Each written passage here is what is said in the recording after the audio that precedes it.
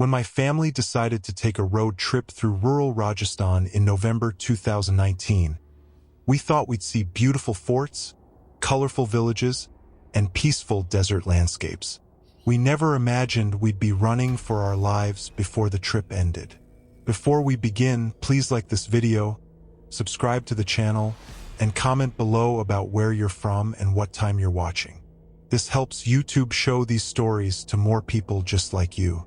Now let's start. My name is Priya, and I'm a schoolteacher from Jaipur. That autumn, my husband Rahul, our two kids, Ariv, who was 9, and Dia, who was 7, and my elderly father-in-law decided to drive through the smaller villages of Rajasthan. We wanted to show the children the real India, away from the tourist crowds and shopping malls. The plan was simple: drive from Jaipur to Jodhpur, taking the longer route through villages, stopping at small dhabas for food, and spending nights at budget guest houses. Nothing fancy, just family time away from our screens and routines. The first 2 days went perfectly. We stopped at a beautiful stepwell near Ajmer, ate the best dal bati churma at a roadside dhaba where the owner treated us like family, and the kids loved collecting colorful bangles from village markets. My father-in-law, who usually stayed quiet, was telling stories from his childhood, and even Rahul seemed relaxed for the first time in months. By the third day, we were somewhere between Pali and Sumerpur, driving through an area where villages appeared every 20 or 30 kilometers with nothing but rocky desert and thorny bushes in between. Around 4 in the afternoon, Rahul noticed the fuel gauge dropping faster than it should. We'd filled the tank that morning at a proper petrol pump, but now it was showing half empty when it should have been nearly full. He pulled over on the side of the narrow highway, and we all got out to check. The smell hit us immediately. Petrol, strong and sharp, like someone had spilled a full bottle under the car. Rahul crawled underneath and found a thin stream of fuel dripping from a crack in the tank. Not a natural crack, but a clean puncture, like someone had driven a sharp tool through the metal. My father-in-law asked when anyone could have done this, and the answer made my stomach turn cold.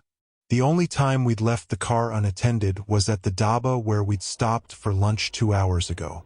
We'd parked behind the building near the kitchen area because the front was full, and we'd been inside for maybe 40 minutes, eating and letting the kids use the bathroom. Someone had crawled under our car in broad daylight and deliberately damaged the fuel tank.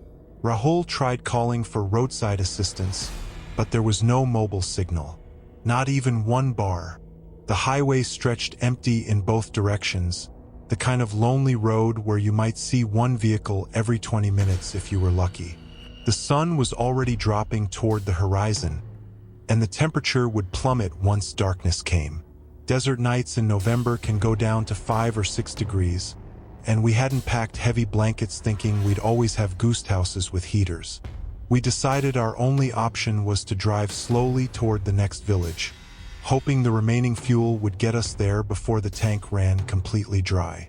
Rahul drove carefully, keeping the speed under 40 kilometers per hour while I watched the gauge needle drop with every passing kilometer.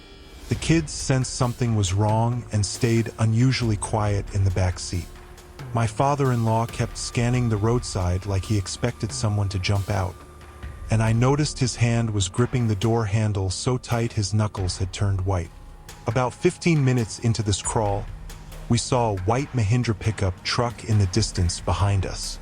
It appeared suddenly, like it had been waiting on some side path, and started following us at the exact same slow speed we were maintaining. When Rahul slowed down, it slowed down. When he sped up slightly, it sped up. The distance between us stayed constant, maybe 200 meters, close enough that I could see 2 men sitting in the front cabin through our rear window. Dia asked why that truck was following us, and I told her they were probably just going to the same village, but my voice sounded false even to my own ears. Rahul's jaw was clenched, and I could see sweat forming on his temples despite the cooling evening air. The fuel gauge was now in the red zone, the warning light blinking steadily. We passed a small temple on the roadside, its saffron flag hanging limp in the still air, and I found myself praying to whatever gods were listening. That's when we saw the second vehicle. Another pickup truck, this one blue, coming from the opposite direction. Instead of passing us, it slowed down and made a U-turn, positioning itself ahead of us about 300 meters away. Now we were boxed in, one truck behind, one truck ahead, both matching our speed perfectly. This wasn't coincidence. This was coordinated. Rahul's voice came out rough when he told me to lock all the doors and make sure the kids' seatbelts were tight. My father-in-law reached into his bag and pulled out a small knife he carried for cutting fruit, and I almost laughed at how useless it seemed, but I was grateful he had something, anything. The blue truck ahead suddenly slowed down, forcing Rahul to brake. The white truck behind closed the distance to maybe 50 meters. We were being herded. Then the blue truck stopped completely, parking sideways across both lanes, blocking the entire road. Rahul had no choice but to stop, and the moment we did, the white truck pulled up close behind us, trapping us between them. My heart was hammering so hard I could hear it in my ears. 4 men climbed out of the vehicles, all wearing dusty clothes and carrying what looked like iron rods and wooden sticks. They weren't trying to hide their intentions. They walked toward our car slowly, spreading out to surround us from all sides. The man who appeared to be their leader, tall with a thick mustache and a red gamcha wrapped around his head, knocked on Rahul's window with his rod. The sound was casual, almost friendly, like he was greeting a neighbor. He said in Hindi that we seemed to be having car trouble, and they were here to help. But his smile never reached his eyes, and the way his friends were positioning themselves around our car made it clear what kind of help they meant. Rahul kept the window up and said through the glass that we were fine, that we'd called for assistance and people were coming.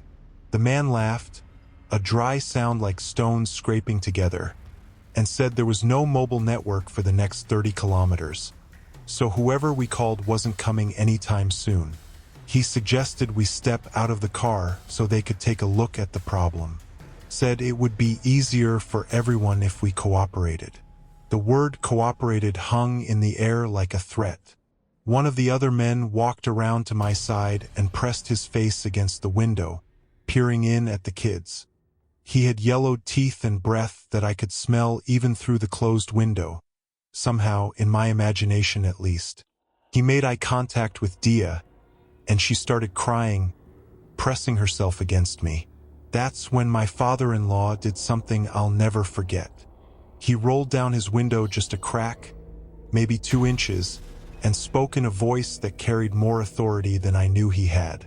He told them his son was a police inspector in Jaipur, that we had a GPS tracker in this car, and that a patrol unit knew our exact location and would arrive in minutes if we didn't check in. It was a complete lie.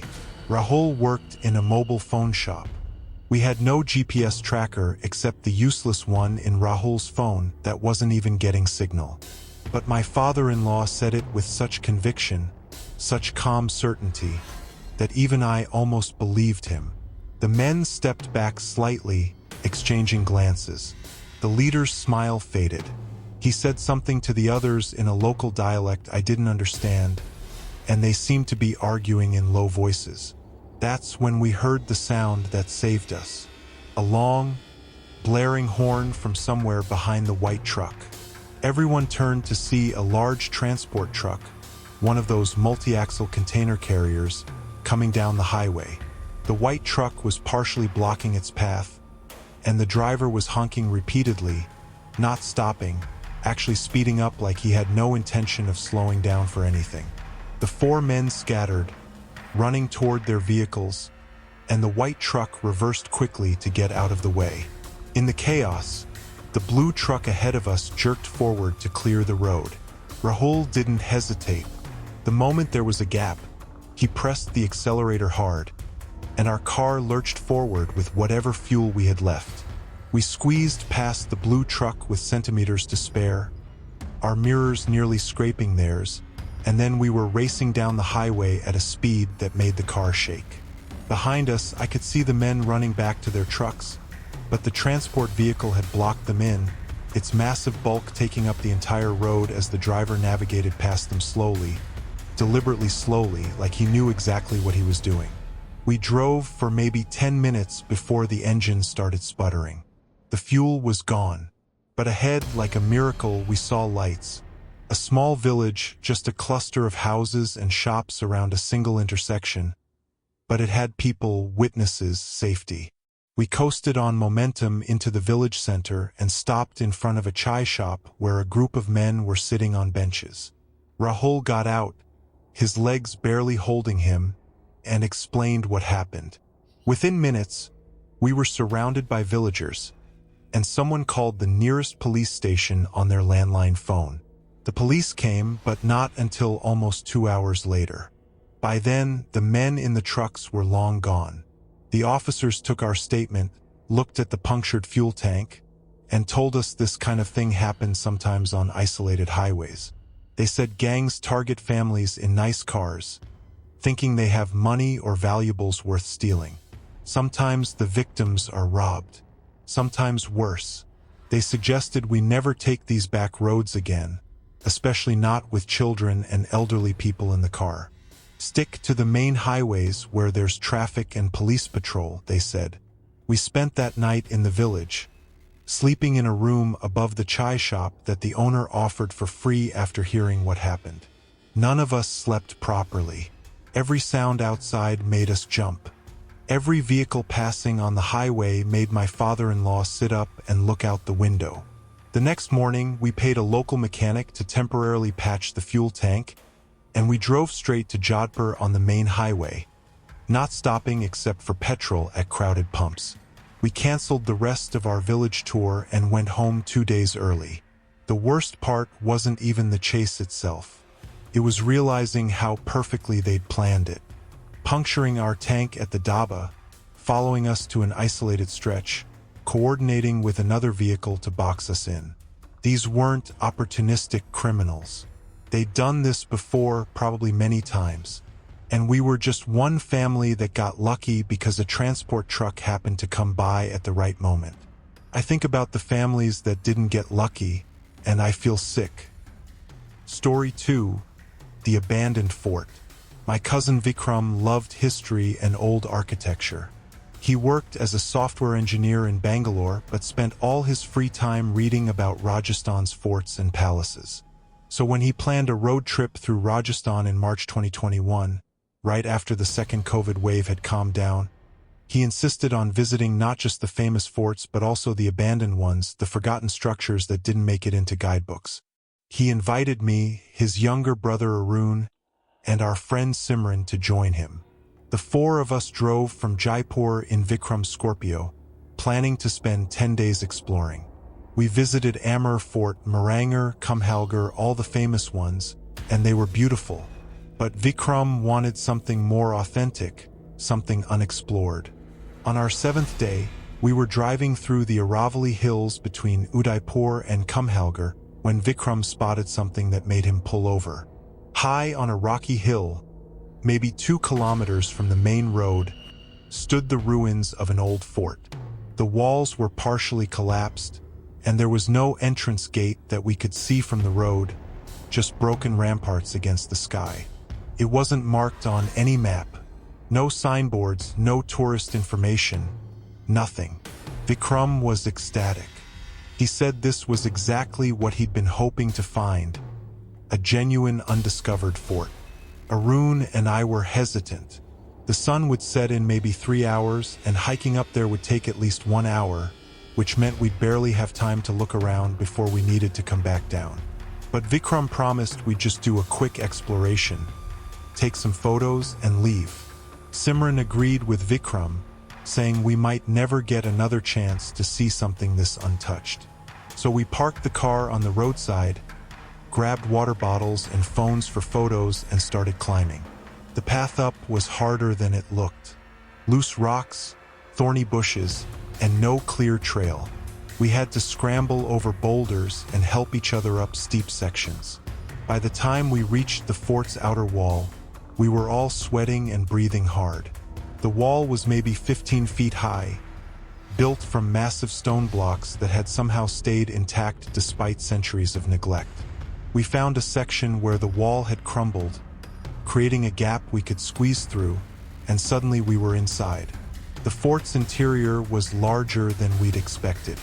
There was a central courtyard, empty except for some dead trees and scattered rocks. Around the courtyard were several structures, what looked like residential quarters, a temple with a collapsed dome, and a large building that might have been the main palace. Everything was covered in dust and bird droppings. The silence was absolute. Not even wind sounds, just our footsteps crunching on gravel. Vikram immediately started taking photos and videos, walking around with his phone extended, narrating like he was making a documentary. Arun and Simran explored the temple area while I walked toward the palace building. The entrance was a tall archway with intricate carvings, still visible despite the erosion. Inside, the rooms were connected by narrow corridors, and some spaces still had fragments of painted walls, faded reds and blues that must have been vibrant centuries ago. I found myself in what looked like a large hall with pillars supporting a partially intact ceiling. Light came through cracks above, creating dusty beams in the dimness. That's when I heard the sound. A low scraping noise, like stone dragging against stone, coming from somewhere deeper in the building. I stopped walking and listened. The sound repeated, slow and deliberate, definitely not wind or animals. I called out, asking if anyone else was there, and my voice echoed through the empty chambers. No response, just the scraping again, closer this time. Every instinct told me to leave, but curiosity pushed me forward.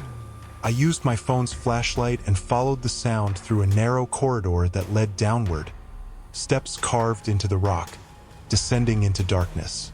The stairs went down maybe 20 or 30 steps before opening into a large underground chamber. My flashlight beam barely penetrated the space, but I could make out stone pillars and what looked like alcoves carved into the walls. The temperature had dropped noticeably, and the air smelled stale, like earth and old water. The scraping sound had stopped. I was about to turn back when my light caught something that made me freeze. There were fresh footprints in the dust on the floor. Not ancient wear patterns, but recent shoe prints, maybe a day or two old at most. Multiple sets coming and going across the chamber. Before I could process this, I heard voices. Not from above where my friends were, but from somewhere ahead in the darkness. Low voices speaking in Hindi, echoing off the stone walls.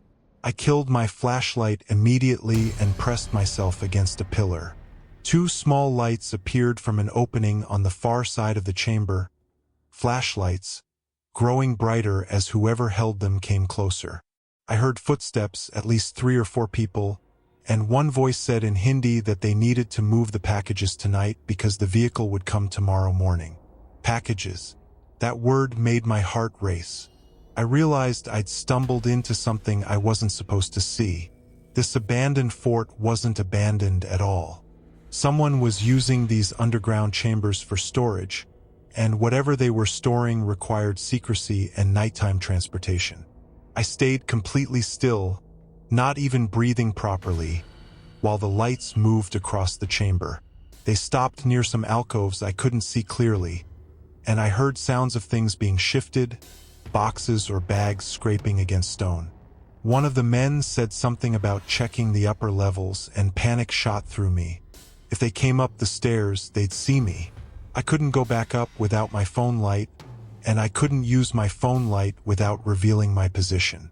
I was trapped. I carefully crouched down, making myself as small as possible behind the pillar, and prayed they'd finish whatever they were doing and leave through the other exit. But then I heard Vikram's voice, distant but clear, calling my name from somewhere above. He was looking for me, probably wondering where I'd gone. The men in the chamber heard it too. All their lights snapped off simultaneously, and the chamber went pitch black. One of them whispered harshly in Hindi, asking if someone else was here. Another voice said they should check. footsteps started moving toward the stairs I'd come down, and I knew I had seconds before they found me. I made a decision.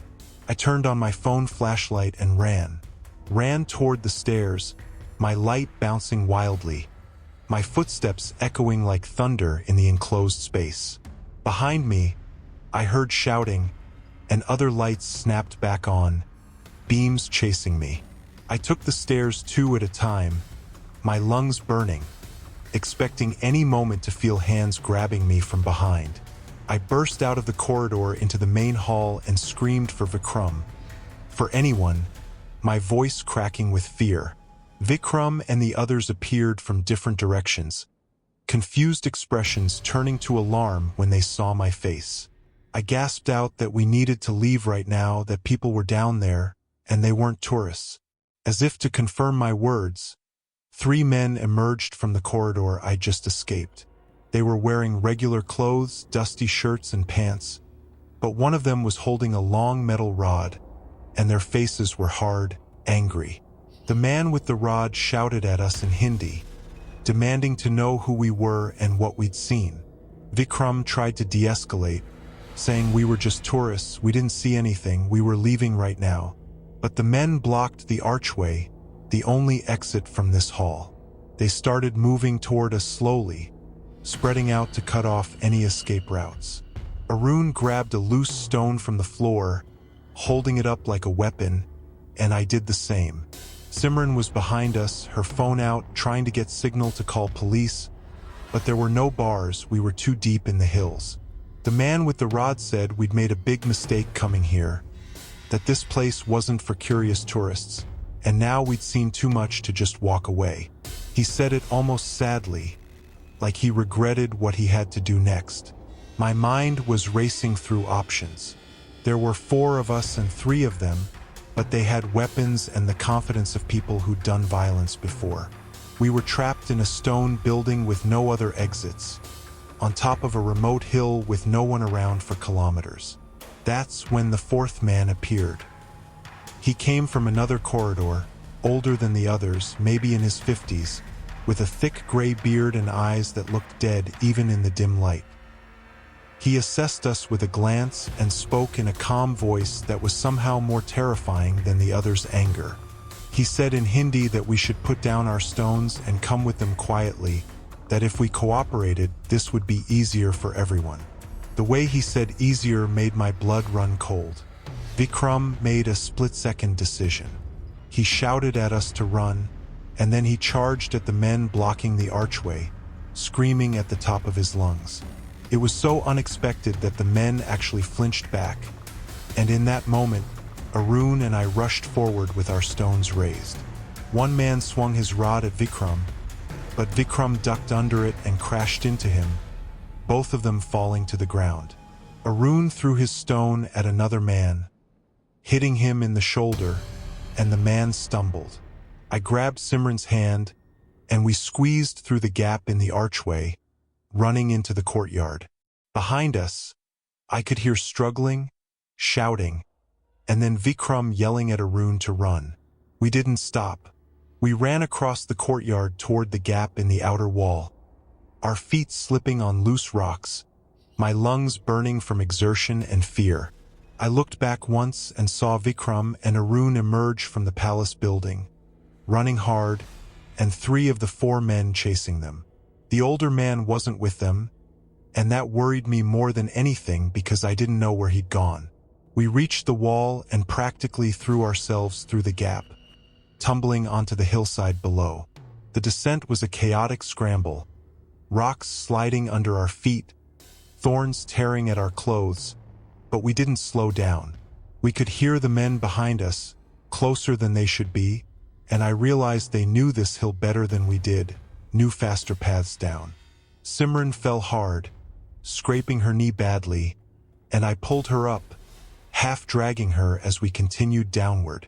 Vikram and Arun caught up to us, their faces streaked with dust and blood from scratches. Vikram's shirt was torn, and Arun was limping, but they were moving. We stayed together, sliding and jumping down the steepest sections, and finally, the road came into view below, and our Scorpio parked where we'd left it.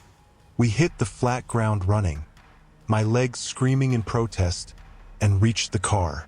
Vikram fumbled with the keys, dropped them, picked them up, and unlocked the doors.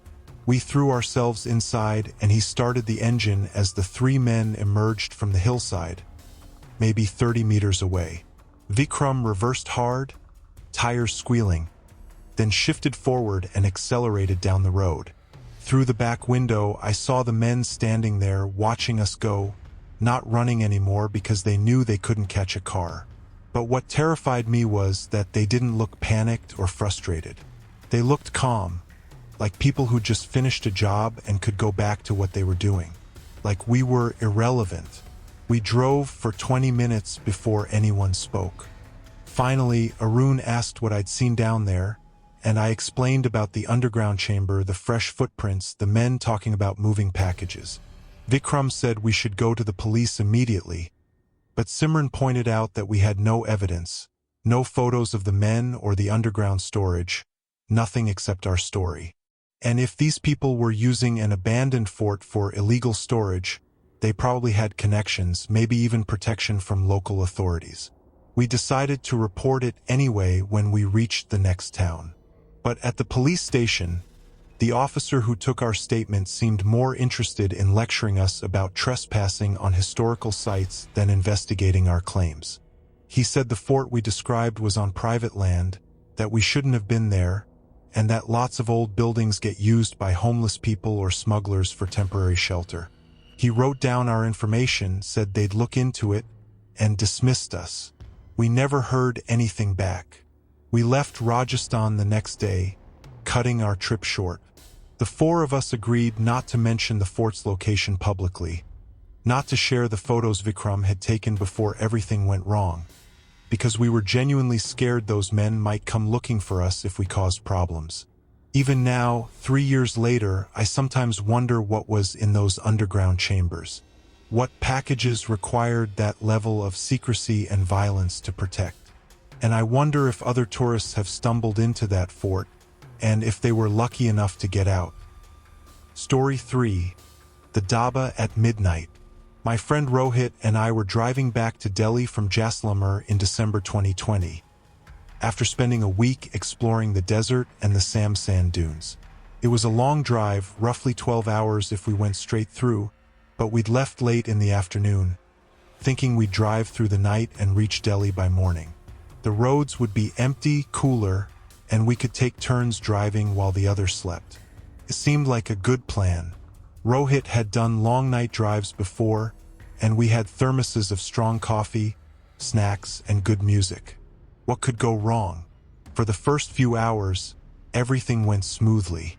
We drove through Jodhpur around 8 p.m., stopped briefly for petrol and bathroom breaks, and then continued on the highway toward Ajmer.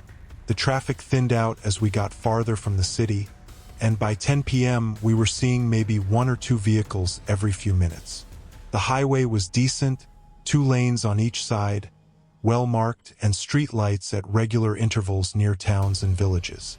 Rohit was driving while I controlled the music and kept him company with conversation. Around midnight, we were somewhere between Ajmer and Kishangar, a stretch of highway lined with occasional dhabas and truck stops. Most were closed for the night, their lights off, parking areas empty. But Rohit said he needed to use the bathroom urgently, and we should find an open place soon. I spotted lights ahead, a dhaba that was still operating, judging by the bright fluorescent tubes illuminating its entrance and the few trucks parked outside. We pulled into the gravel parking area and both got out to stretch our legs. The dhaba was one of those typical roadside establishments with plastic chairs, metal tables, and a kitchen area visible through a serving window. A painted signboard announced it was called Rajasthan Highway Dhaba, and below that, someone had written in Hindi, "Open 24 hours, best food." There were 4 truck drivers sitting at one table, eating rotis and curry, and they barely glanced at us when we walked in. A thin man with a mustache, presumably the owner, stood behind the counter, and he nodded at us in greeting when we asked where the bathroom was. He pointed to a small structure at the back of the property, past the parking area, a concrete block with 2 doors marked for men and women. Rohit headed there while I stayed near the car, lighting a cigarette and looking at my phone. The night was cold, typical December weather in Rajasthan, and the sky was unbelievably clear. Stars scattered across the darkness like someone had spilled sugar. I could hear the truck drivers talking and laughing inside the dhaba, their voices carrying in the still air, and the distant rumble of vehicles passing on the highway. Rohit was taking longer than expected, and I was about to walk over to check on him when I noticed something odd. One of the trucks parked near the dhaba had its engine running. I could see exhaust vapor coming from the pipe, and the headlights were on, pointed toward the back of the property where the bathroom was. That seemed strange. Why would someone leave their truck idling with lights on while they ate inside? Maybe they were about to leave, but then why wasn't the driver in the cabin? I walked closer to the truck, curiosity getting the better of me, and that's when I saw movement in the shadows beyond the headlights. 2 figures standing near the bathroom structure, partially hidden by a large water tank. They weren't using the bathroom or walking anywhere, just standing still, and one of them seemed to be holding something long, maybe a stick or a rod. The way they were positioned, anyone coming out of the bathroom would walk right past them. My stomach dropped. I called Rohit's name, loud enough to carry across the parking area, and the 2 figures immediately disappeared around the other side of the building. I ran toward the bathroom, my heart pounding, and found Rohit just stepping out, looking confused. I grabbed his arm and told him we needed to leave right now, no explanations, just move. His confused expression turned serious when he saw my face, and we walked quickly back to our car, my eyes scanning the darkness for those 2 figures. We got in the car and Rohit started the engine while I watched the area near the bathroom. The 2 men reappeared, walking casually toward the dhaba like they'd just been standing around. But I saw one of them glance at our car with an expression I couldn't read. Inside the dhaba, the truck drivers were still eating, seemingly oblivious. The thin owner stood at the counter, his face completely neutral, and when our eyes met through the window, he didn't react at all. No surprise, no curiosity, nothing. It was like he'd expected us to leave suddenly. Rohit pulled out of the parking area and back onto the highway, and I finally explained what I'd seen. He was quiet for a moment, processing, and then he said something that made my skin crawl. He said when he'd been in the bathroom, he'd heard voices outside, low and deliberate, and he'd had this weird feeling that someone was waiting just beyond the door. He'd even hesitated before coming out, listening to make sure no one was right there. And when he'd opened the door, he'd glimpsed movement from the corner of his eye but hadn't thought much of it until now. We drove in silence for maybe 15 minutes, both of us trying to rationalize what had happened. Maybe those men were dhaba workers taking a break. Maybe the truck was idling because the driver was coming back soon. Maybe we'd misinterpreted innocent behavior as threatening. But deep down, neither of us believed that. The way they'd been positioned, the way they disappeared when I called out, the owner's complete lack of reaction to our sudden departure, it all pointed to something planned. About 20 minutes later, we saw blue and red lights flashing ahead on the highway. A police checkpoint, officers stopping vehicles randomly to check documents and look for drunk drivers. We slowed down and pulled over when an officer waved us to the side. He was middle-aged, with a thick mustache and a tired expression, and he asked for Rohit's license and the car's registration. While Rohit fumbled for the documents, I made a quick decision and told the officer what had happened at the dhaba. His expression changed. He asked detailed questions about the dhaba's location, what it looked like, how many people were there, what the men had been holding. Then he asked us to wait and walked over to another officer, speaking in low tones. They both came back to our car, and the second officer, younger and more alert, asked us to describe everything again. After we finished, he said they'd heard reports of robberies and assaults on that highway stretch, always late at night, always targeting single cars or small groups at isolated dabas. The pattern was always similar. Victims would stop for food or bathroom breaks at places that appeared open and legitimate. While they were vulnerable, usually in the bathroom or away from their vehicle, they'd be ambushed by men with weapons. Robbed of valuables, sometimes beaten, sometimes worse. The criminals often worked with daba owners who signaled when suitable targets arrived, solo travelers or small groups, preferably people with nice cars and expensive phones, people who looked like they had money. The younger officer said we were lucky I'd noticed the men waiting and that we'd left before they made their move. He told us several victims hadn't been so lucky, and 2 tourists had disappeared completely from this highway a few months ago. Their rental car found abandoned near a daba, all their belongings gone. The police suspected foul play but had no evidence, no witnesses, nothing except the abandoned vehicle. He took down the daba's description and location details, said they'd investigate, and then strongly suggested we avoid stopping anywhere else until we reached a well-lit, crowded area, preferably near a city. He also said we should avoid highway bathrooms completely and use our car if necessary. That shocked us, the idea that using a bathroom at a seemingly normal daba could be life-threatening. But his serious expression made it clear he wasn't exaggerating. We continued driving, and this time, neither of us felt like sleeping. We were hyper-alert, watching every vehicle that came near us, especially trucks, and avoiding every daba and rest stop no matter how much we needed to stretch or use facilities. We finally stopped at a well-lit petrol pump on the outskirts of Jaipur, where there were security guards, multiple employees, and several other customers. Only then did we feel safe enough to take a proper break. When we reached Delhi the next morning, exhausted and still shaken, I searched online for news about highway robberies in Rajasthan. I found several articles from the past 2 years describing exactly what the police officer had told us. Multiple incidents of travelers being attacked at night, some killed, some just robbed, all along that same highway stretch between Ajmer and Kishangarh. Most victims had stopped at small dabas or isolated rest areas. The articles mentioned police were investigating, but arrests were difficult because the criminals moved frequently and had support networks among daba owners and truck drivers. Rohit and I never took another night drive through Rajasthan after that. When I think about how close we came, how easily we could have been statistics in one of those news articles, it makes me physically ill. If I hadn't walked toward that truck, if I hadn't noticed those men waiting in the shadows, if Rohit had come out of the bathroom just a minute earlier before I could warn him, what would have happened? Would we have fought back? Would we have survived? I don't know, and I never want to find out.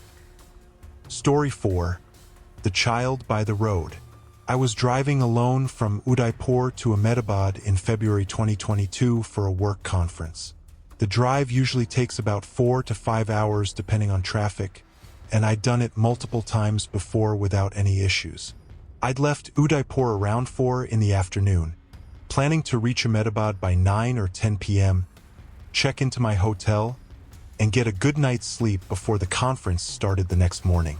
The weather was pleasant, the highway was in decent condition, and I was actually looking forward to the drive as a chance to listen to podcasts and think through my presentation.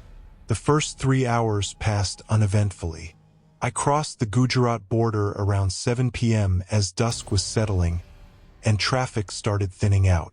This particular highway wasn't as busy as the main tourist routes, mostly used by commercial vehicles and locals, so I'd see long stretches with no other cars, just the occasional truck or tractor. The landscape was flat, agricultural land on both sides, small villages visible in the distance with their lights starting to twinkle as evening turned to night. Around 8 p.m., I was in a particularly empty section. No villages visible, just fields and some scattered trees, when I saw something that made me slow down. A child was standing on the side of the road, maybe 50 meters ahead, right at the edge of the asphalt. A small figure, couldn't have been more than 7 or 8 years old, wearing light-colored clothes that stood out in the gloom. My first thought was that they were lost or in trouble, maybe wandered away from a nearby village or got separated from family. I slowed down further and turned on my hazard lights as I approached. The child didn't move, just stood there facing the road. As I got closer, I could see it was a girl with long hair, wearing what looked like a white salwar kameez. She wasn't waving for help or looking distressed, just standing perfectly still, staring straight ahead. Something about her stillness bothered me, but I couldn't drive past a child standing alone on a dark highway. So I stopped about 10 meters away and rolled down my window. I called out in Hindi, asking if she was okay, if she needed help. No response. She didn't even turn her head toward me. I called out again, louder this time, asking where her parents were. Still nothing. The temperature had dropped with nightfall, and I could see my breath in the air. But this girl was standing there in thin clothes with no visible signs of being cold. No shivering, no hugging herself, just that unnatural stillness.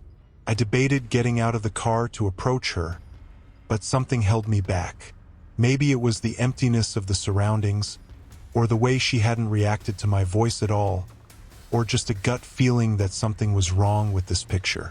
I sat there for maybe 30 seconds, engine idling, window open, trying to decide what to do. That's when I noticed movement in the field behind her. Shadows shifting between the dark shapes of bushes and crops, multiple shadows, too deliberate to be animals or wind-blown plants. My heart started beating faster. I looked back at the girl, and she still hadn't moved, hadn't acknowledged my presence at all. She was bait. The realization hit me like cold water. This was a trap. The girl, real or not I still couldn't tell, was positioned to make me stop, and the people hiding in the field were waiting for me to get out of my car or at least be distracted enough that they could rush me before I could react. I shifted back into gear and started driving, slowly at first, watching the rearview mirror. As soon as my car moved forward, the girl's head snapped toward me, and what I saw in that brief moment before I accelerated made my blood run cold. Her face was wrong. Not a child's face, but an adult's face with makeup or a mask attempting to look childlike in the darkness. The proportions were off, the features too mature, and her eyes had this intensity that no lost child would have. She was an adult, probably a young woman, dressed to appear like a child from a distance. Behind her, figures emerged from the field, running toward the road. 3, no, for people all moving fast, trying to reach my car before I could get away. I pressed the accelerator hard, and my car surged forward, tires squealing slightly. Through the rearview mirror, I saw them reach the road and stop, watching me go. One of them was waving something, looked like a stick or pipe, and another was pointing at my car, like he was memorizing the license plate. My hands were shaking on the steering wheel. I kept driving well above the speed limit for the next 20 minutes, constantly checking my mirrors to make sure no vehicles were following me. The highway remained empty behind me, no headlights, no pursuit, but I couldn't shake the fear that they might have called ahead to accomplices further down the road, that another trap might be waiting. When I finally saw a petrol pump with lights and people, I pulled in immediately, parked near the main building where there were employees visible, and sat in my car trying to calm down. My whole body was trembling with adrenaline. A pump attendant came over and asked if I needed fuel, and I said yes even though my tank was 3/4 full, just because I needed a few minutes of human interaction and activity around me before continuing. While my tank was being filled, I told the attendant what had just happened, describing the location as best I could. His expression went dark. He said in Gujarati accented Hindi that I wasn't the first person to report something like that on this highway. There were gangs operating in this region who used different tricks to stop vehicles. Sometimes they'd stage accidents with fake injured people lying on the road. Sometimes they'd put obstacles like logs or rocks to force cars to slow down. And sometimes they'd use women or children as bait because most people's instinct is to stop and help. He said once the car stopped and the driver got out, or even just rolled down their window fully, the gang members would rush from hiding places and attack. Rob the person, steal the car, sometimes hurt or kill the victims if they resisted. He'd heard of at least 5 or 6 such incidents in the past year on this very stretch, and the police seemed unable to stop it because the gangs were mobile. They'd hit one area for a few weeks and then move to a different highway section. The attendant suggested I call the police and report what I'd seen, give them the location so they could check it out. I did, using the number for highway police that was displayed on a board at the petrol pump. The officer who answered took down my information but didn't sound particularly surprised or urgent. He said they'd send a patrol car to check the area, thanked me for reporting, and that was it. No follow-up questions, no asking me to wait or give a detailed statement. Just a routine response that made me doubt anything would actually be done. I continued to Ahmedabad, but I didn't relax until I was deep into city traffic with streetlights and people around. Even checking into the hotel and getting to my room, I kept thinking about that figure by the road, the face that wasn't a child's face, and the people running from the field. If I'd gotten out of my car, if I'd approached that child with genuine concern to help, what would have happened? How quickly would they have overpowered me? Would anyone have found me, or would I have become one of those news statistics, another person who disappeared on a highway with no witnesses? The next day at my conference, I couldn't focus on the presentations. During a break, I searched online for information about highway robberies in Gujarat and found several news articles describing similar tactics. One article from 6 months earlier described how a gang had been arrested in this region after using a young woman dressed as a teenager to lure drivers. They'd robbed 12 vehicles over a 3-month period before getting caught.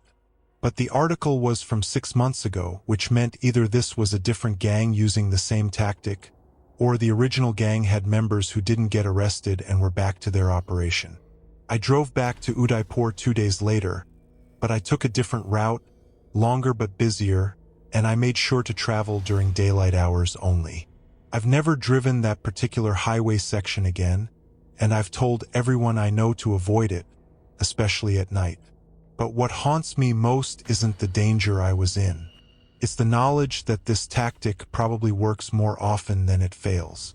Because most people are decent, most people see a child alone on a dark road and their instinct is to help, not to suspect a trap. These criminals understand human psychology and exploit our better nature. And that's perhaps the most disturbing part of the whole experience. Story 5. The Temple Stop. My parents celebrated their 30th wedding anniversary in January 2023, and my sister and I decided to take them on a road trip through Rajasthan's temple circuit. We rented a comfortable 7-seater so everyone could travel together.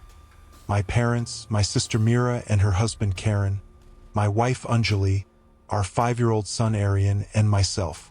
The plan was to visit Pushkar, Ajmer Sharif, the Brahma Temple, and several smaller temples that my mother had always wanted to see. We'd spend a week driving from place to place, staying at decent hotels, and making it a proper family pilgrimage. The first 3 days were wonderful. My parents were happy, Aryan enjoyed the attention from everyone, and even Karen, who wasn't particularly religious, seemed to be having a good time taking photos and trying different foods. On the 4th day, we were driving from Pushkar toward a small temple complex near Merta city that my mother's friend had recommended. It was supposed to be a beautiful ancient Vishnu temple in a quiet village, away from tourist crowds. We left Pushkar around 10 in the morning, planning to reach the temple by lunchtime. The route took us through some scenic areas with hills and agricultural land. But as we went further, the roads became narrower and less well-maintained. GPS kept showing we were on the right path, but we hadn't seen any signs for the temple in quite a while. Around noon, we entered a village that seemed unusually quiet. A few people were visible sitting outside houses, but they all stared at our vehicle as we passed. Not friendly waves, but suspicious, unwelcoming stares. Karen, who was driving, asked if we should stop and ask for directions, but I suggested we keep going since GPS was confident we were close. We continued through the village and out the other side, where the road deteriorated further into basically a dirt track with deep ruts. After another 15 minutes of bumpy driving with everyone getting increasingly uncomfortable, we finally saw a structure ahead, a temple complex with a tall shikara tower and surrounding walls. The temple was built from red sandstone, clearly very old, with intricate carvings visible even from a distance. But as we got closer, something felt off.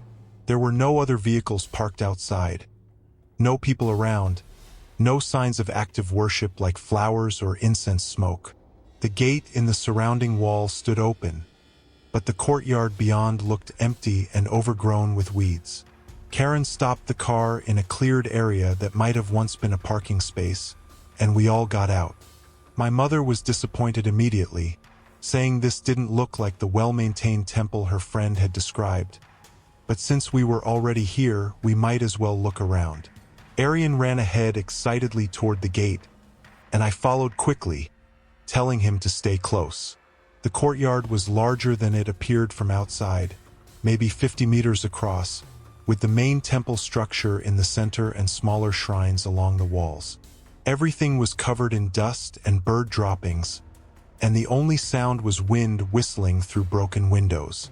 The main temple entrance had heavy wooden doors, one of which was ajar.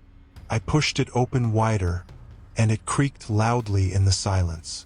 Inside, the main hall was dim, light coming through high windows and cracks in the roof.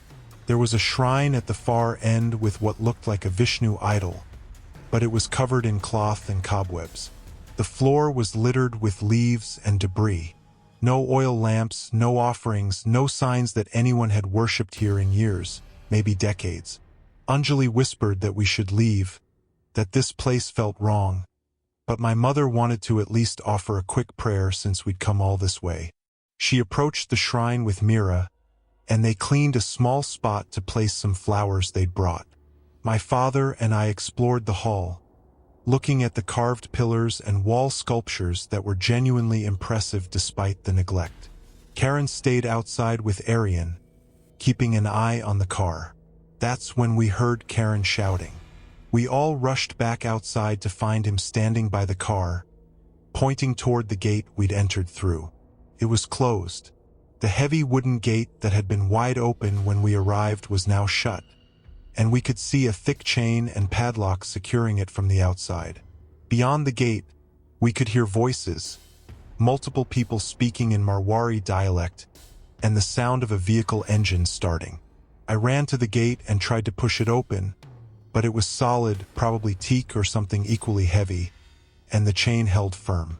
Through the gaps between the wooden planks, I could see a group of people, at least 7 or 8, standing near a tractor that was parked on the dirt track. They were watching the temple gate, talking among themselves, and their postures were relaxed, like they were settling in to wait for something. I shouted through the gate in Hindi, asking what they thought they were doing, demanding they open it immediately. One man, older with a white beard, stepped closer to the gate. He said in a calm voice that we had trespassed on temple property that was closed to outsiders, that we'd ignored village warnings, and now we needed to pay a fine before we could leave. He said the fine was 50,000 rupees per person, and until we paid, we would stay inside. My father lost his temper, shouting that this was extortion, that we'd call the police, that they couldn't keep us locked in here. The old man just smiled and said we were welcome to try calling police, but there was no mobile signal this deep in the village area, and the police station was 2 hours away. Even if we somehow got a message out, his people would be gone before any police arrived, and we'd still be locked in the temple with no water, no food, and no way to care for our child in the hot afternoon sun. I checked my phone. He was right. No signal at all, not even one bar. Karen's phone, Mira's phone, Anjali's phone, all the same. We were completely cut off. The temperature was already uncomfortable, and I knew it would get worse as the afternoon progressed. Aryan was starting to cry, frightened by the adults' raised voices and the strange situation. My mother tried to comfort him while Anjali looked around desperately for another exit. The temple wall surrounding the courtyard was maybe 12 feet high, smooth sandstone with no handholds or easy way to climb. There was another gate on the opposite side, but when we ran to check it, we found it was also locked with a similar chain and padlock. We were trapped in a walled courtyard with a locked temple building and 7 other people watching from outside like it was entertainment. Karen suggested we try to break down one of the gates by ramming it with the car, but the gates were set back in alcoves with steps, making it impossible to get enough speed or angle for an effective ram. Plus, damaging our rental car would leave us stranded even if we somehow got out. My father proposed we all work together to climb the wall, making a human pyramid or something, but with my elderly parents and a 5-year-old child, that seemed nearly impossible, not to mention dangerous. The old man's voice came through the gate again. He said he understood we were upset, but this was how things worked. Outsiders who came to closed temples without permission had to compensate the village for the disturbance. 50,000 rupees per person, 350,000 total, and we could leave immediately. Or we could wait inside until we agreed to their terms. He said some families had stayed locked in for 2 days before agreeing, but he didn't recommend that with a small child in our group. I asked to negotiate, suggesting a smaller amount, trying to buy time while I figured out a plan. He said 60,000 was the absolute minimum for 120,000 total. Take it or leave it. Wait, that was higher than before. I pointed this out and he laughed, saying the price went up for wasting his time with negotiation. If we didn't agree soon, it would keep going up. Mira started crying, asking what kind of monsters locked up families with children. But her question was met with silence. These people didn't care about our circumstances or Aryan's fear. This was clearly something they'd done before, a practiced routine, and our distress was just part of the process they'd seen many times. I wondered how many other families had been trapped here, how many had paid, and how many had suffered before agreeing. My father pulled me aside and quietly said we should consider paying something. Maybe not the full amount, but enough to end this situation before Aryan got dehydrated or heat exhausted. But I was reluctant to give these criminals anything, knowing it would only encourage them to keep doing this to other families. We were in an impossible situation with no good options. That's when Anjali noticed something. She'd been exploring the temple building's exterior and found a small window at ground level on the backside, probably for ventilation. It was narrow, maybe 18 inches wide, but it had metal bars that looked old and rusted. She called us over and we examined it. The bars were set into crumbling mortar, and when I pulled on one, it actually moved slightly. We quickly formed a plan. Karen and I would work on loosening the bars while my father kept watch near the main gate, engaging the villagers in conversation to distract them. My mother, Mira, and Anjali would keep Aryan occupied and quiet so he wouldn't alert our captors to what we were doing. We'd pull out the bars, squeeze through the window into the temple interior, find a way to the roof, and then somehow get down the outside wall and reach our car to break out. It took us almost 20 minutes to loosen 2 bars enough to remove them. The window opening was barely large enough for an adult to fit through, and we'd have to go sideways, but it was possible. I went first, scraping my shoulders and back as I wriggled through into the dusty interior of the temple's back room. Karen came next, then we helped pull Aryan through, who was small enough to fit easily. Mira came through with difficulty, then Anjali. My mother absolutely couldn't fit through the narrow opening, and my father refused to leave without her. We had a whispered argument through the window. I wanted them to wait while we tried to unlock the gate from outside, but my father insisted we take the car and drive for help, that he and my mother would be fine waiting. The villagers wouldn't hurt elderly people. He reasoned, And once we brought police back, this would end quickly. I hated the idea of leaving them, but I couldn't see another option. Anjali was crying silently, Aryan was confused and scared, and we were wasting precious time. I promised my father we'd be back within 2 hours with police, and he nodded, putting on a brave face. My mother reached through the bars to touch Aryan's cheek one more time, telling him to be good and not worry. Then Karen and I led our reduced group through the dark temple interior, using our phone lights carefully to avoid tripping. We found stone stairs leading up to what must have been a priest's chamber, and from there a ladder to the roof access. The roof was flat with a low parapet wall. We could see the villagers still gathered near the front gate, their attention focused there, not looking up.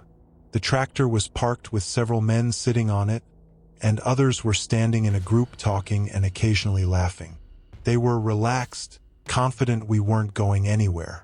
On the backside of the temple, facing away from the villagers, the roof was about 14 feet above the ground level outside the wall. Karen and I debated the jump. It was high enough to cause injury if done wrong, but we were desperate.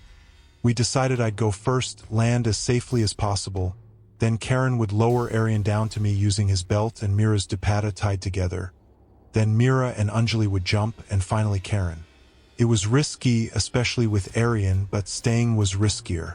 I hung from the edge of the roof, dropped, and landed hard on dry earth, rolling to absorb impact. My ankle twisted painfully, but I could still walk. Above me, Karen tied the makeshift rope around Aryan and carefully lowered him. The little boy was terrified but stayed quiet like we'd begged him to, and I caught him safely.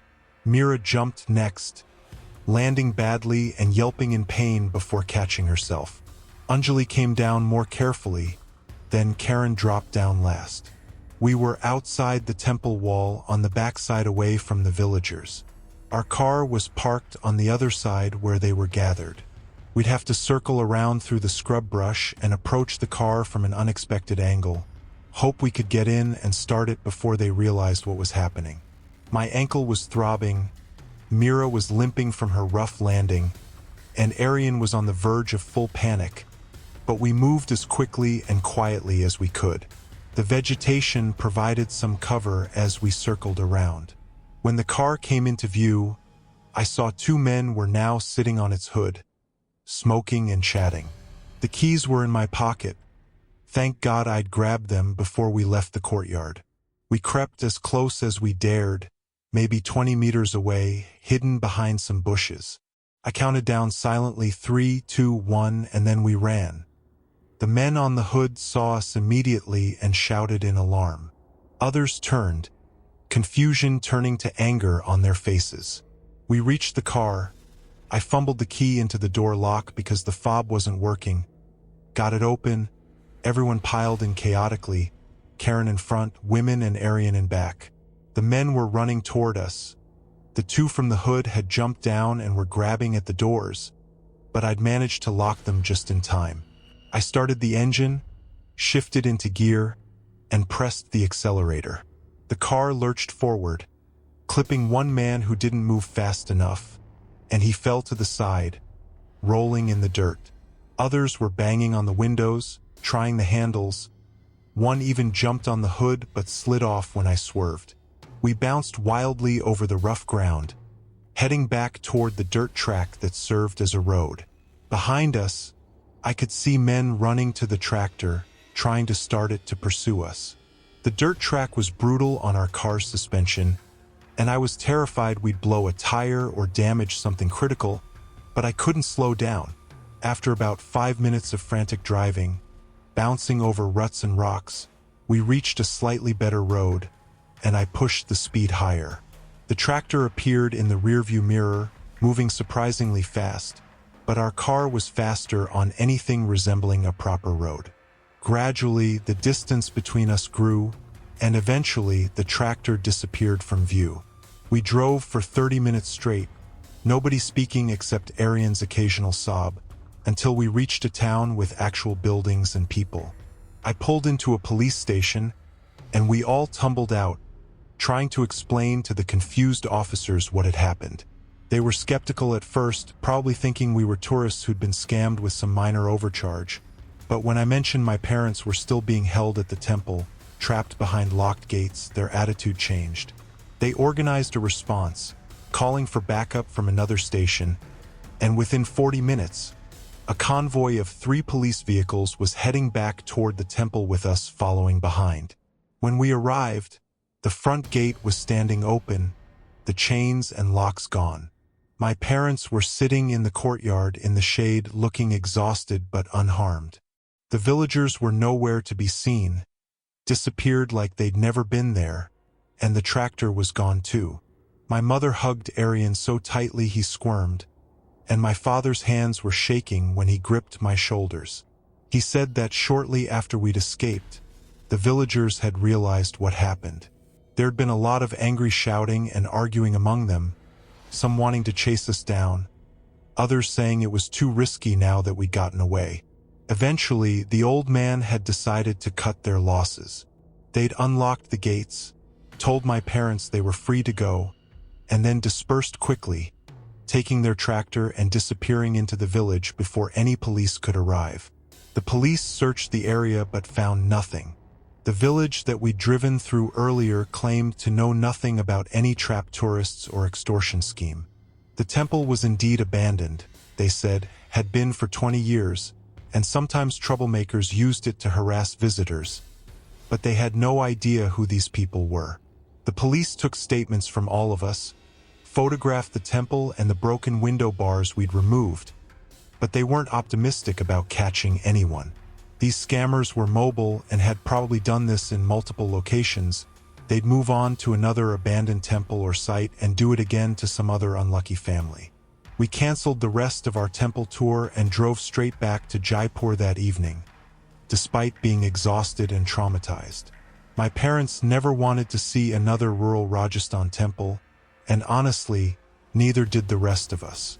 Arian had nightmares for weeks afterward, and Mira's twisted ankle took 2 months to fully heal. But we were lucky. When I searched online later, I found news reports of similar incidents at various abandoned or isolated religious sites across Rajasthan. One family had been held for 3 days before paying. Another man traveling alone had been beaten when he tried to resist. We escaped relatively unscathed, and I'm grateful for that. But I'm also angry that these places exist where criminals can trap innocent people and nobody seems able to stop them. Story 6. The Late Night Offer. In August 2021, my colleague Samir and I were returning to Jaipur from a business meeting in Barmer. It was a last-minute trip, and by the time we'd finished our work and had dinner, it was already 9 p.m. We faced a choice: find accommodation in Barmer and leave early next morning, or drive through the night and reach Jaipur by dawn. Samir had an important presentation the next afternoon, and we both preferred sleeping in our own beds, so we decided to drive. The highway from Barmer to Jaipur is long and mostly empty at night, passing through Pali and Ajmer. We took turns driving, switching every 2 hours to stay alert. For the first few hours, everything went smoothly. We talked about work, listened to music, and made decent time. Around midnight, somewhere between Pali and Ajmer, the traffic had reduced to almost nothing. We'd see a truck every 15 or 20 minutes, but otherwise the road belonged to us. Samir was driving when we noticed a car with hazard lights flashing on the roadside ahead. As we got closer, we could see it was a nice sedan, maybe a Honda or Toyota, and a man was standing beside it, waving his arms to flag us down. My first instinct was to stop and help, but Samir hesitated. He slowed down but didn't pull over completely, and as we passed, the man shouted something we couldn't hear clearly. I told Samir we should stop, that the guy obviously had car trouble and needed help, but Samir said something felt off. Why was a person in a nice car stranded on this highway with no other vehicles around? Where had he been going this late at night on a route that didn't lead to any major cities directly? And why did he look so clean and composed for someone who'd supposedly been stranded long enough to need to wave down passing cars? We debated for a minute while continuing to drive, and finally, I convinced Samir to turn around. Whatever the guy's situation, we couldn't just leave someone stranded at midnight on an empty highway. Samir made a U-turn, and we headed back toward the stranded car. As we approached, the man started walking toward us, and I got a better look at him. He was middle-aged, well-dressed in a pressed shirt and trousers, and he had this smile on his face that seemed too eager, too grateful before we'd even stopped. Samir pulled up next to the sedan but kept our engine running and doors locked. He rolled down his window just a few inches and asked what the problem was. The man said his car had broken down, something with the engine, and he'd been waiting for over an hour without seeing another vehicle. He said he needed a ride to the next town where he could arrange for a mechanic to come back for his car. He pointed to a bag sitting by his car's front tire, said that was all he needed to bring, just that one bag. Something about the bag bothered me. It was a large duffel bag, the kind you'd pack for a week-long trip, not something you'd grab if you just needed a quick ride to town for help. And if his car had broken down, why wasn't the hood open? Why wasn't he showing us what was wrong with the engine? I whispered these observations to Samir, and he nodded slightly, his hands tight on the steering wheel. Samir told the man we couldn't take passengers. Company policy for business vehicles, but we could call a towing service for him once we reached an area with better mobile signal. The man's smile faded. He said that wouldn't help, that he needed to get to the next town immediately, that it was urgent. He reached for our car's door handle, trying to open it, and when he found it locked, his expression changed completely. The friendly desperation disappeared, replaced by something cold and calculating.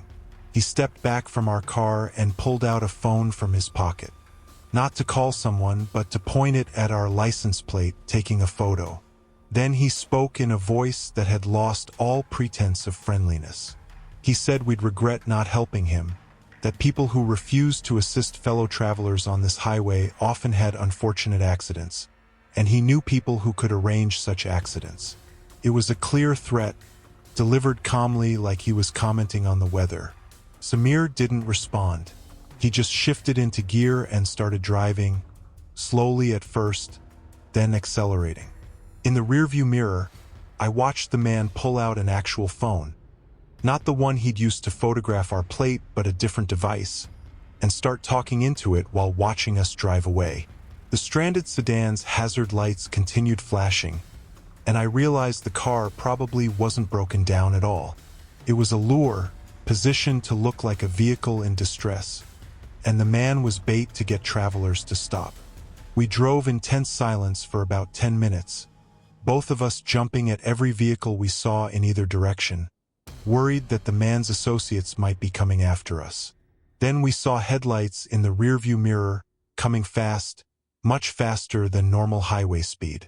A large SUV was approaching, high beams on, bearing down on us aggressively. Samir increased our speed, but the SUV matched us, staying close behind, sometimes swerving as if it might try to overtake or run us off the road. This continued for maybe 5 terrifying minutes. The SUV would drop back slightly, then accelerate and close the distance again, its headlights filling our entire rear windshield.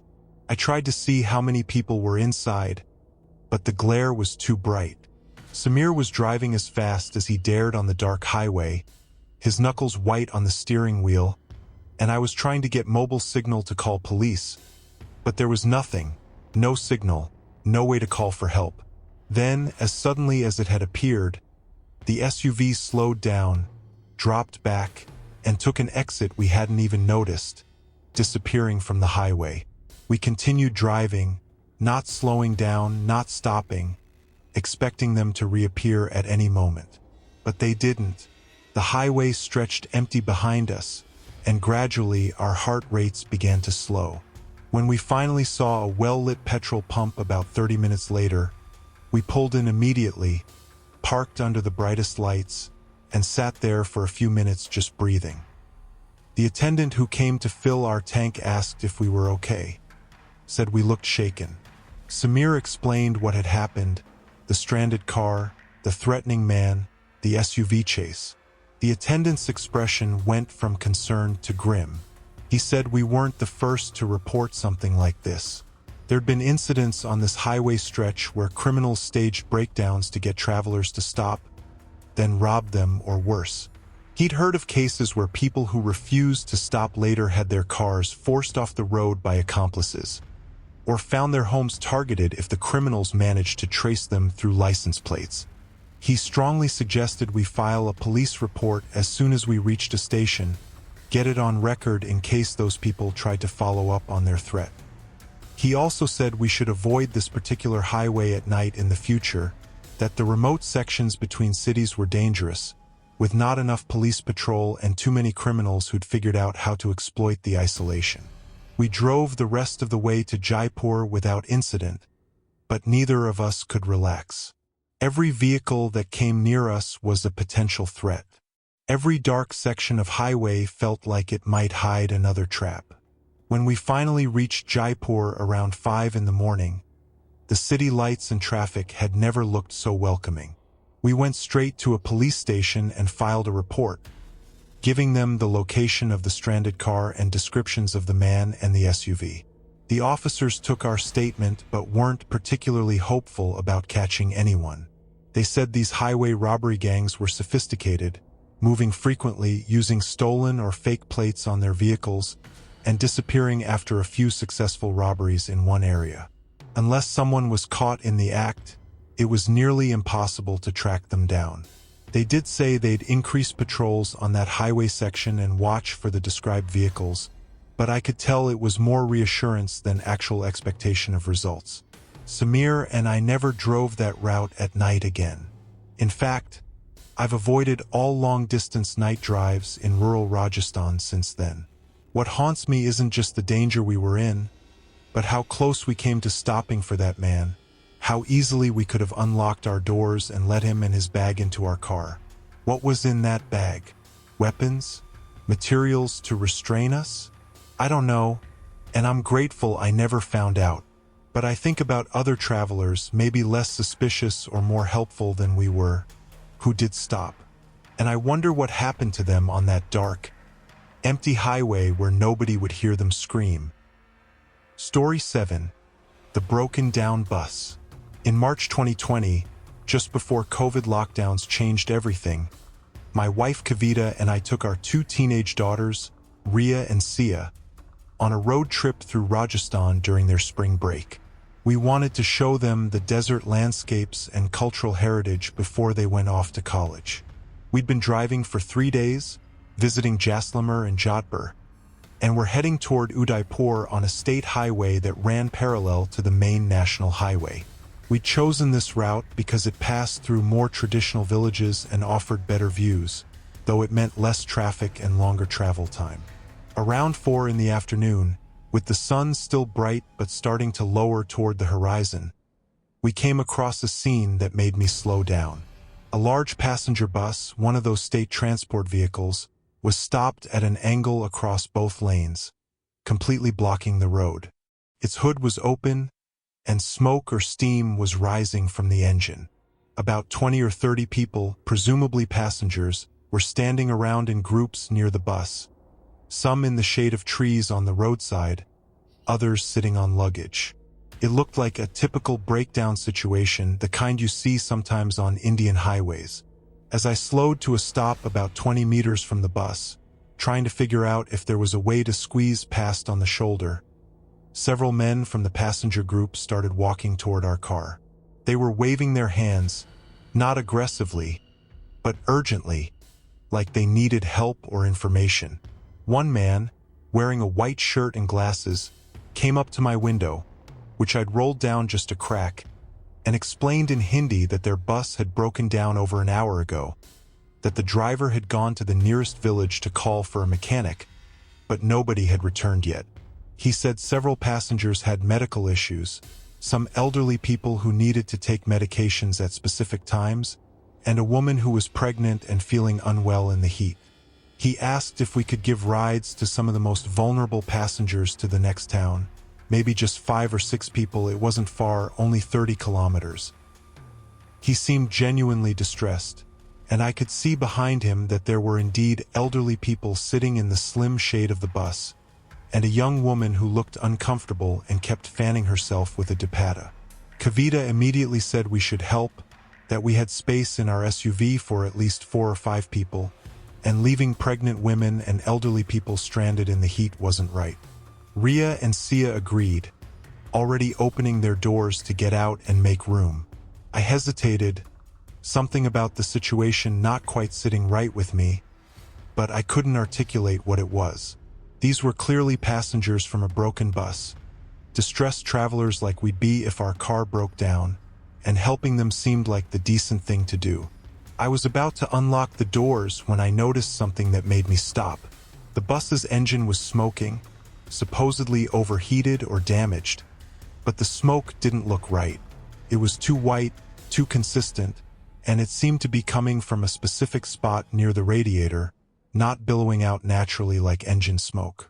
It looked almost like someone had placed something there to create smoke artificially. I leaned forward to look more carefully, and that's when I saw the second thing that didn't fit. The bus's front tire, the driver's side, had a visible slash in the sidewall. Not a blowout, not where damage, but a clean cut like someone had deliberately slashed it to disable the vehicle. I told Kavita quietly to look at the tire and the smoke, and her expression changed as she noticed what I had. Why would someone slash a bus tire? And why would the smoke look artificial? The man outside my window was still talking, getting more insistent that we needed to help these people, that it was getting late and temperatures would drop after sunset, making things worse for the vulnerable passengers. But now I was looking at the passengers themselves more carefully. Several of them were standing in positions that seemed more strategic than random. There were men at both ends of the bus, effectively boxing in the road, and others spread out in a way that would surround our car if we stopped fully and people got out. The elderly people and the pregnant woman were real enough, sitting in the shade, but now I noticed they weren't interacting with the other passengers, weren't talking or looking distressed. They were just sitting there almost like props in a scene. I made a decision. I told the man at my window that we couldn't take passengers because we had a full car with luggage and equipment, but we'd call for help once we reached the next town with mobile signal. He immediately became more aggressive, his friendly demeanor dropping. He said that wasn't good enough, that we clearly had space, that we were being selfish and leaving people in danger. Other men started approaching our car from different angles, and I noticed a few of them were holding things. One had what looked like a tire iron, another had a length of chain. I told Kavita and the girls to lock their doors and roll up windows immediately. Sia asked what was wrong, fear creeping into her voice, and Ria started to argue that maybe we were being paranoid. These people really needed help. But Kavita had seen the same things I had, and she was already locking doors and telling the girls to get down in their seats. The man at my window grabbed the door handle, trying to open it, and when he found it locked, his face twisted with anger. He shouted something to the other men, and they started surrounding our car, banging on windows, shouting at us to open up, to help them, to stop being cowards. The supposed passengers were now very clearly not distressed travelers, but a coordinated group working together. Even the elderly people had stood up, their previous weakness gone, moving with the others to surround our vehicle. The pregnant woman dropped her act completely, standing with her hands on her hips, shouting insults at us. I realized we'd been seconds away from falling into an elaborate trap, a fake bus breakdown with fake passengers, all designed to make travelers stop and lower their guard. I shifted into reverse and started backing up quickly, but men were behind us now, blocking the road. One of them stood directly in my path, arms spread, daring me to hit him. The others were trying the door handles. One was attempting to smash a window with his fist, and the man with the tire iron was approaching the front of our car. Kavita was on the phone trying to call police, but she had no signal, just like we'd expected in this rural area. The only way forward was through. The road was blocked by the bus, but I noticed there was a narrow gap between the bus's rear end and the edge of the road, maybe just wide enough for our SUV if I was very careful. The alternative was staying here surrounded by these people who clearly meant us harm. I made my decision, told everyone to hold tight, and accelerated forward toward the gap. The men scattered, shouting, and one threw something that bounced off our windshield but didn't break it. I aimed for the gap, scraping our right side mirror against the bus with a horrible screeching sound, the mirror folding back but not breaking off.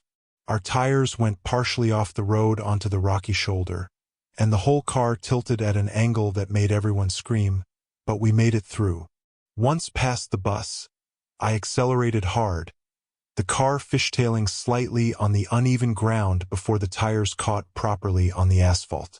In the rearview mirror, I saw men running after us for a few steps, then stopping, and one was on a motorcycle that had been hidden behind the bus, starting it up to chase us. I pushed the accelerator down hard, our SUV reaching speeds that felt dangerous on this narrow road. But I didn't slow down.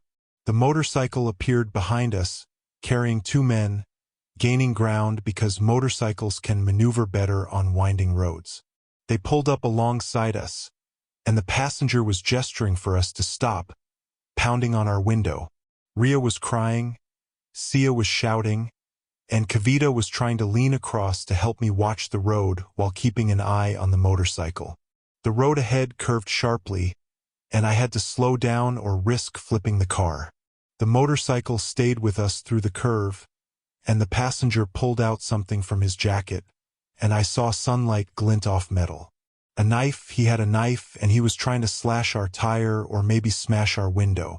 I swerved toward them aggressively, forcing the motorcycle to drop back or get hit, and the driver lost control briefly, wobbling but staying upright. This game continued for maybe 2 or 3 minutes, though it felt like hours. They'd catch up, I'd swerve at them or accelerate, they'd drop back and then catch up again. Then we crested a hill and saw Salvation below, a small town with buildings and people and several vehicles on the road. Witnesses. Safety. I accelerated down the hill, honking repeatedly to draw attention, and the motorcycle suddenly braked hard and made a U-turn, disappearing back the way we'd come. They weren't willing to chase us into populated areas where their actions would be seen. We drove straight to the center of the town and stopped in front of what looked like a government building with people around. I was shaking so hard I could barely turn off the engine, and Kavita was hugging the girls who were both crying. Several locals came over, concerned by our obvious distress and the damage to our car's mirror and side panels where we'd scraped the bus. I explained what had happened, and an elderly man nodded grimly, saying we weren't the first to report incidents on that particular road stretch. He said there'd been a pattern of fake breakdowns or accidents staged to make travelers stop, then robberies or worse. Some victims had been beaten, some had had their vehicles stolen, and 2 people had disappeared completely over the past year. The police knew about it but had struggled to catch the gangs because they moved around, using different vehicles and locations. He insisted we report it immediately and escorted us personally to the small police outpost in the town. The police officer listened to our account and said a patrol would be sent to the location where we'd seen the bus, but he wasn't optimistic they'd find anyone. These gangs worked fast, he explained. Once their trap failed or was discovered, they'd abandon the setup and move to a new location with a new scheme. The bus was probably stolen and would be gone by the time police arrived. Still, he took detailed statements from all of us, photographed our damaged car, and gave us an official report to take with us. We decided not to continue to Udaipur that day. We were too shaken, and the girls were traumatized. Instead, we found a hotel in the town, spent the night there, and left early the next morning on the main national highway, which was busier and felt safer. The next few days of our trip were subdued, nobody laughing or enjoying sights like we had before. Ria and Sia stayed quiet, constantly asking if we were safe, if something else might happen. The whole experience had ruined what was supposed to be a wonderful family vacation. When we got home, I searched online for information about highway robberies in Rajasthan and found dozens of news articles describing similar schemes. Fake accidents, fake breakdowns, fake emergencies, all designed to make travelers stop and become vulnerable. The common thread was always remote highway sections with low traffic and poor mobile signal. The criminals counted on people's basic decency, the instinct to help others in distress, and turned that goodness into a weapon against victims. I reported our experience to multiple authorities, tourism boards, travel forums, anywhere I thought might help warn other travelers. I wanted people to know that not every breakdown is real, that sometimes helping means putting yourself in danger, and that's a horrible thing to have to accept. But it's reality on certain roads in Rajasthan, and probably elsewhere in India too. Now, whenever I drive anywhere, especially in rural areas, I approach any stranded vehicle or person with deep suspicion. I hate that this incident changed me, made me cynical and distrustful, but I'd rather be alive and cynical than dead and decent. Story 8: The Follower. This happened during a family road trip in October 2022. My brother Avinash had just gotten a new Fortuner, and he was eager to take it on a long drive to test it out properly. He invited me, my wife, his wife, and our combined 3 kids for a week-long tour of Rajasthan's less touristy areas, small forts, local markets, rural villages, authentic experiences away from the big cities. We were all excited for a different kind of vacation, one focused on real culture rather than tourist traps. The trip started perfectly. The Fortuner was comfortable, had plenty of space for all of us and our luggage, and Avinash was in great spirits, proud of his new vehicle. We spent the first 4 days visiting small towns around Shekhawati, admiring Havelis and painted walls, eating at local dabas, and letting the kids run around in open spaces. On the 5th day, we were driving from Nawalgarh toward Bikaner through a relatively empty stretch of state highway. Around midday, I noticed a white Maruti gypsy on the road behind us. It had been there for maybe 20 minutes, maintaining the same distance, which wasn't particularly unusual on a highway. Lots of vehicles travel the same routes, but something made me keep watching it.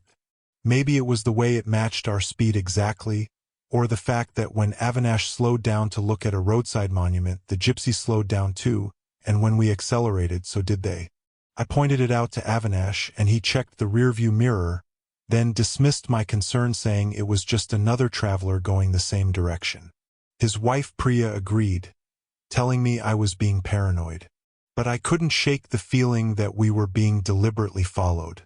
I asked Avinash to take a random turn at the next junction, just to test my theory. He sighed but agreed, taking a right turn onto a smaller road that led towards some villages. Definitely not the way to Bikaner. The gypsy took the same turn. Avinash noticed it too this time, and his casual expression tightened. He said, okay, maybe it was a coincidence that this road probably looped back to the highway eventually.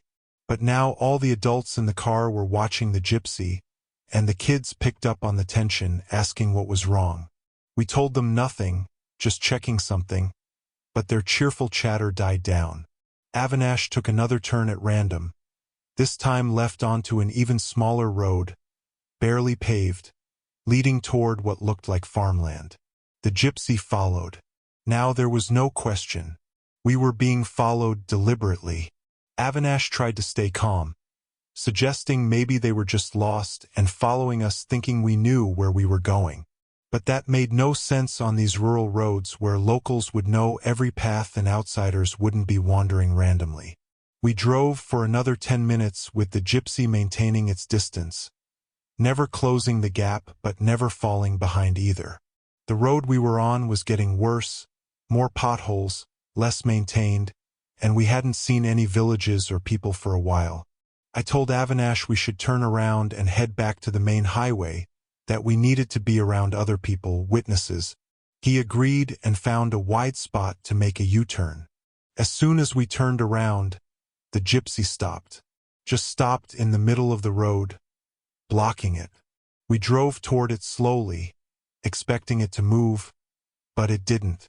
As we got closer, we could see two men sitting in the front cabin, both wearing sunglasses despite the overcast day, both staring straight at us through the windshield. The back of the gypsy had tinted windows, so we couldn't see if anyone else was inside. Avinash honked, gesturing for them to move aside so we could pass. They didn't respond. He honked again, longer this time, and one of the men, the driver, opened his door and stepped out. He was tall, muscular, wearing dusty jeans and a black t-shirt, and he stood in front of their vehicle with his arms crossed, making it clear he had no intention of moving. The second man also got out, going to the back of the gypsy and opening the rear door. 3 more men climbed out, making 5 total, all of similar build, all with that same casual menace in their posture. Priya gasped, saying we should reverse, get away from them. But Avinash pointed out that the road behind us went nowhere useful, just more farmland and eventually a dead end or rough terrain we couldn't drive through. Our only way out was forward, past these men. I suggested driving off the road around them, but the shoulders were steep and rocky, definitely not suitable for our vehicle. We were trapped between the men ahead and empty farmland behind. The men started walking toward us slowly, spread out in a line across the road. One of them was carrying something, a metal rod or pipe. My wife grabbed our daughter, pulling her down below the window line, and Priya did the same with her 2 children. I felt helpless, trapped in the car with my family, unable to protect them from whatever these men intended. Avinash tried calling the police, but predictably, there was no signal. He said we'd have to drive forward and hope they moved, that hitting them with the car was a last resort, but he'd do it if necessary. One of the men called out in Hindi, loud enough for us to hear through the closed windows. He said there was a toll for using this road, that outsiders in expensive cars needed to pay a fee to local residents. He named an amount, 50,000 rupees, just like that, a casual extortion demand delivered with a smile. Avinash shouted back through the closed window that this was a public road. There were no tolls and we weren't paying anything. The man shrugged and said then we weren't passing through. We sat there in a standoff for maybe 3 or 4 minutes, though it felt endless. The men showed no signs of moving or negotiating. One of them walked around our car slowly, examining it, running his hand along the paint job, peering through windows at us. When he saw the kids, he smiled, and it was the creepiest, most unsettling smile I've ever seen. He said in Hindi that we should think about the children, that things could get unpleasant if we didn't cooperate. That's when Avinash made his decision. He told everyone to buckle up and hold on tight. Then he reversed suddenly, fast, creating distance between us and the men. They started running toward us, but Avinash shifted into drive and accelerated forward, aiming for a gap between 2 of the men. They scattered, shouting, and one swung his metal rod at our windshield as we passed, leaving a crack but not breaking through. We were past them, racing down the road toward their parked gypsy. Avinash had to slow down to squeeze past the gypsy, which was blocking most of the road, and as we went through the narrow gap, one of the men managed to grab our door handle, running alongside for a few seconds. But Avinash accelerated and the man lost his grip, falling away. In the rearview mirror, I saw all 5 men running to their gypsy, jumping in quickly, preparing to chase us. We raced back the way we'd come, Avinash driving faster than was safe on the poor road, but we had no choice. The gypsy appeared behind us within seconds, closing the distance rapidly. Those vehicles are built for rough terrain and bad roads, and they were gaining on us easily despite Avinash's best efforts. When we reached the junction where we turned off earlier, Avinash took the turn back toward the main highway at high speed, tires screeching, the whole car tilting dangerously. The gypsy took the turn even faster, now just maybe 50 meters behind us. We were on a slightly better road now, but still not the main highway, and there were no other vehicles or people around. The chase continued, our Fortuner maxing out its speed on the winding road, the gypsy matching us and slowly gaining. One of the men leaned out the passenger window with what looked like a gun, though at that distance and speed, I couldn't be sure. I shouted at everyone to get down, and we all ducked below the window line except Avinash, who had to keep driving. I heard a loud bang, and for a horrible second thought they'd shot at us. But then I realized it was our tire, the rear left tire, either hit by a rock or failing under the stress of high-speed driving on bad roads. The car lurched violently to the left, and Avinash fought the steering wheel to keep us from flipping. We slowed drastically, limping along on the blown tire, and the gypsy closed the distance rapidly. Just when I thought they'd reach us and this nightmare would end badly, we crested a small rise and saw the main highway below, and more importantly, a police checkpoint set up right at the junction. It was one of those random vehicle inspection points police set up to check documents and look for smugglers or drunk drivers. 3 police vehicles, several officers in uniform, vehicles backed up waiting for checks. Civilization, safety, law enforcement. Avinash accelerated as much as the damaged tire allowed, honking continuously, and drove straight toward the checkpoint, ignoring the officer who was signaling vehicles to stop in an orderly line. He pulled up right in front of a police car, blocking it, and we all started shouting at once about being chased, about men with weapons behind us. The officers looked confused at first, then alarmed, and several drew their weapons, looking back at the road we'd come from. The white gypsy had appeared at the top of the rise, slowing down as the driver saw the checkpoint. It stopped there for a moment, the men inside presumably deciding what to do, and then it reversed quickly and disappeared back down the road, choosing to flee rather than approach police. The officers at the checkpoint immediately radioed for backup and sent 2 vehicles in pursuit, but I doubt they caught anyone. Those men knew the back roads better than any police and would disappear into villages or rough terrain long before being found. We gave statements to the police, showed them our damaged car and the cracked windshield, described the men and their gypsy. The officers said this area had been experiencing problems with local gangs targeting travelers, usually people in nice cars who looked like they had money. The gangs would follow targets, isolate them on empty roads, and then rob them. Sometimes it was just theft, sometimes people got hurt resisting, and there'd been rumors of worse outcomes, though nothing proven. They told us we were lucky to have made it to the checkpoint when we did, that trying to outrun those gangs on back roads usually ended badly. They suggested we file a formal complaint at the district police station and consider changing our travel plans to stick to main highways with traffic. The idea of continuing our rural exploration had lost all appeal by then anyway. We were all traumatized, especially the kids who'd seen and heard too much. We spent that night in Bikaner in a hotel with security, and we left Rajasthan the next morning, cutting the trip short by 3 days. Avinash's new Fortuner needed repairs. The windshield replaced, the tire fixed, and the scratches along the side buffed out. But at least we all went home alive and uninjured physically. The psychological impact took longer to heal. The kids had nightmares, my wife became anxious about any travel, and even now, 2 years later, none of us have been back to Rajasthan for a road trip. Maybe someday we'll try again, but only on main highways, only during busy daylight hours, and probably not for a long time. Finally, these stories from Rajasthan's roads remind us that danger can hide behind any situation, from a child standing alone to a seemingly normal dhaba stop. The beautiful desert highways and rural villages that make Rajasthan special can also become traps for unwary travelers.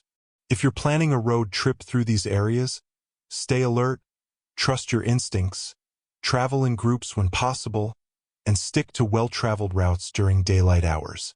The landscape is stunning and the culture is rich, but safety should always come first. Stay safe out there, and if you've had similar experiences or warnings to share, please leave them in the comments to help other travelers.